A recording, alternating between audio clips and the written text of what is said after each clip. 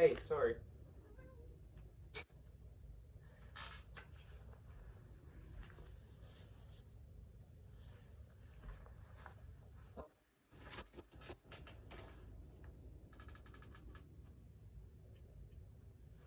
Hello, hello, testing, testing. Okay, we're in the clear. Hi. My name's Joshua McClendon. I play a lot of video games. I am a very big RPG lover. I play a lot of like first-person shooters, MMO RPGs as well. I just love video games in general. Honestly, I think that like puzzle games and stuff, like pretty much everything is like a gem. Like I just love playing video games. And with that being said, I also love a certain video game called Red Dead Redemption 2. Um, I feel like that game has a lot of potential in one of the modes that it has, which I will get to in just a minute. But I do want to talk about video games as a whole in this video. And nothing will ever be like Red Dead Redemption 2. Video games don't mean anything, they're just for entertainment. I find a lot of things wrong with this statement, even though I objectively agree with it. Games like Minecraft and Among Us, for example, do enough to entertain for a short while, but eventually you're going to do the same things over and over again, like 1,000 times in a row, consistently. It just makes games tiring after a while. Like mining, and then crafting armor, then mining again to make better tools, to mine for better ores, that eventually you will use to craft better tools to kill a space dragon with. Now there's games like Squad and Rainbow Six Siege. These games demand teamwork and coordination to be played correctly.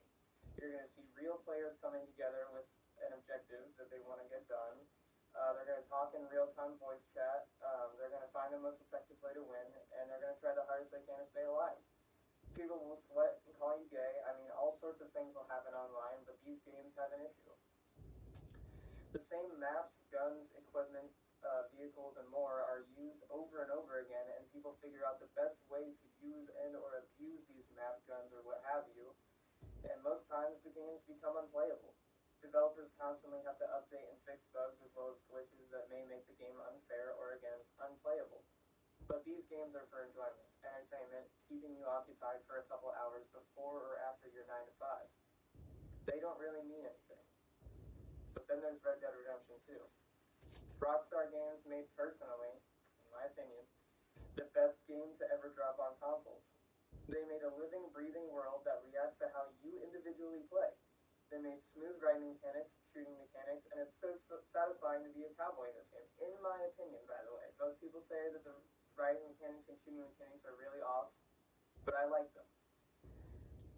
Rockstar also made NPCs almost like real people. Every conversation gets me sucked into the world. Like, the characters feel like they have real qualities about them. Everyone even has a reason to be there. I hear a lot that people don't like Sadie, and that's because she randomly turns into a badass.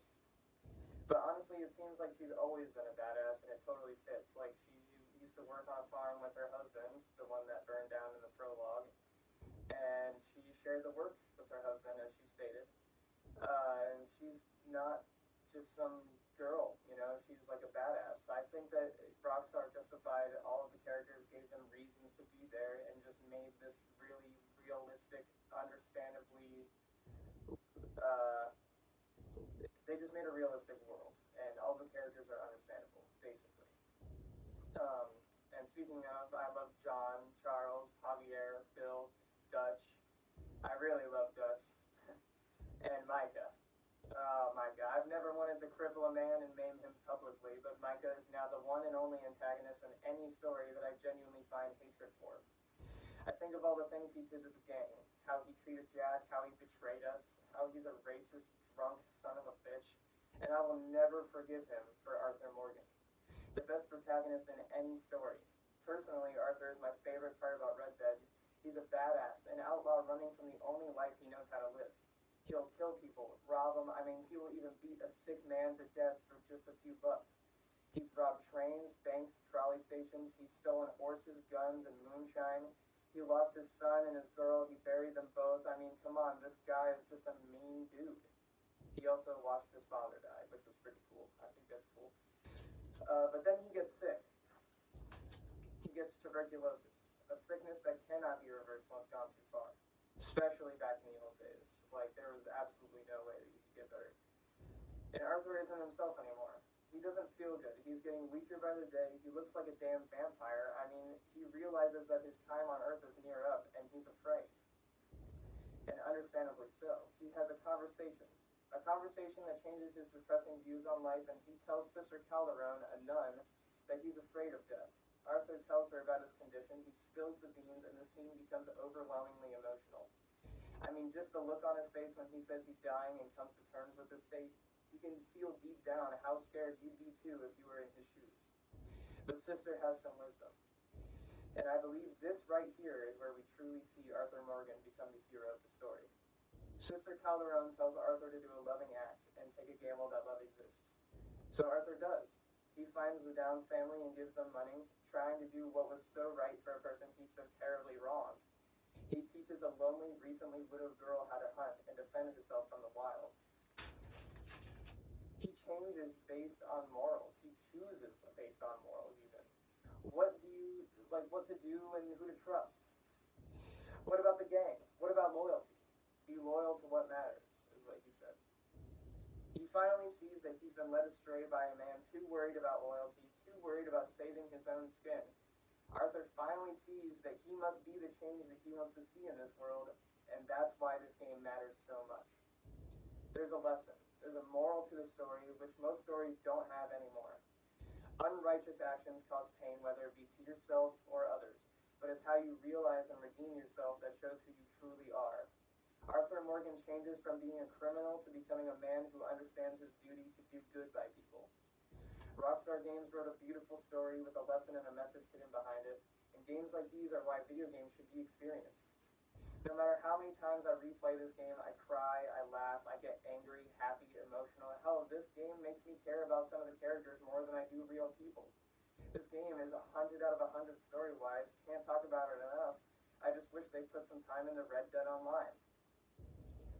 This online mode has so much potential to be so much more. Instead of ignoring the dedicated fans and frequent players, we should see regular content drops that further the game's replayability.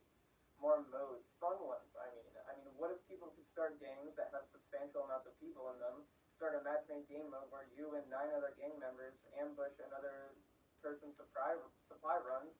I mean, all the while there could be cop role players that can matchmake and intercept both gangs in all the middle of it, you know? Like, make bank robbery events where you can choose to help or repel the attack. Make players the shop owners, the hunters for other players' meat markets.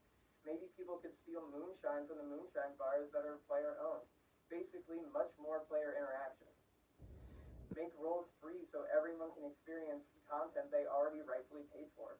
There are plenty of things I can suggest for the game, but I am only one person who doesn't have any affiliation with Rockstar and doesn't have any game coding or making knowledge. I'm just a really big fan of Red Dead and other games, and I would hate to see it fade away because of poor maintenance of longevity. The online mode has hope since the hashtag SaveRedDead2 has started seeing real light. And hopefully this video connects with people as much as Red Dead 2 does to me. Help me save this game and promote the hashtag with real positive Red Dead comments. Like, please make them positive.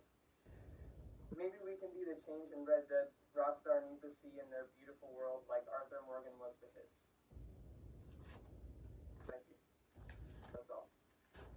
Please help me save this game. I really want to see it thrive. I've been playing this game since release, and I was so into the first one. I was like, I cannot wait for the second one to come out.